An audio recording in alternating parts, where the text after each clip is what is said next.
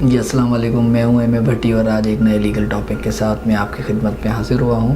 आज हम partnership deed और पार्टनरशिप से रिलेटेड गुफ्तगू करेंगे। सबसे पहले तो हम ये देखते हैं कि पार्टनरशिप डीड होती क्या है। पार्टनरशिप बेसिकली एक रिटन एग्रीमेंट होता है which specify the terms and conditions that govern the partnership is called partnership deed.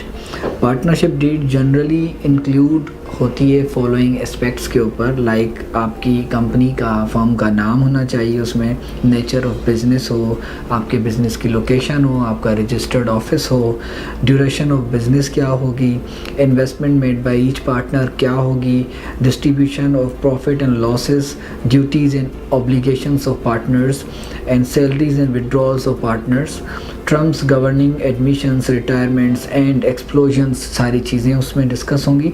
Interest on capital and interest on drawing से सारी चीज़ें इसके ऊपर आपको मेंशन करनी होती है इस डीड में। Procedure for dissolution of a firm, किस तरह से आप वाइंड अप करेंगे, क्या प्रोसीजर होगा अगर इन केस कभी फ्यूचर में आपको बिज़नेस को क्लोज करना है।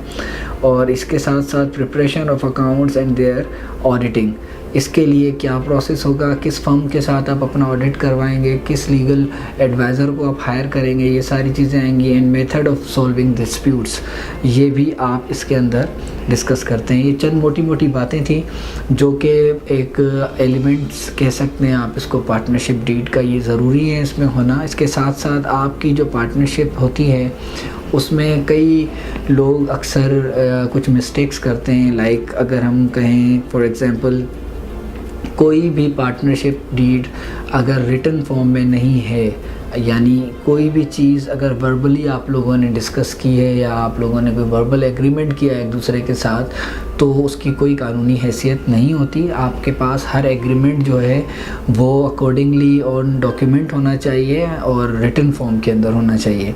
साथ साथ एक और मिस्टेक जो होते हैं वो पार्टनरशिप डीड के अंदर ये कर रहे होते हैं अक्सर कि एक पार्टनर की इन्वेस्टमेंट होती है, दूसरे पार्टनर्स के पैसा नहीं लगा हुआ होता, तो समटाइम्स ये चीज़ें भी आगे चल के एक डिस्प्यूट अराइज़ करती हैं और बिज़नेस से डिस्टर्ब होता है कि यार मैंने तो इसमें इन्वेस्ट किए थे, दूसरा कहता है मैंने इस पे काम किया था। तो ये सारी चीज़ें आपको पहले ही डिस्कस करनी है कि किसकी क्या लायबिलिटी होगी, किसकी क्या ऑब्लिगेशंस होंगी, कौन कितनी ज़िम्मेदारी के साथ क्या काम को सर अंजाम देगा, किसकी क्या डेजिग्नेशंस होगी, किसकी क्या लिमिटेशंस होंगी, क्या पार्टनर निकलवा सकता है, विड्रॉ कितना अमाउंट कर सकता है, मैक्सिमम क्या उनकी लिमिटेशंस होंगी।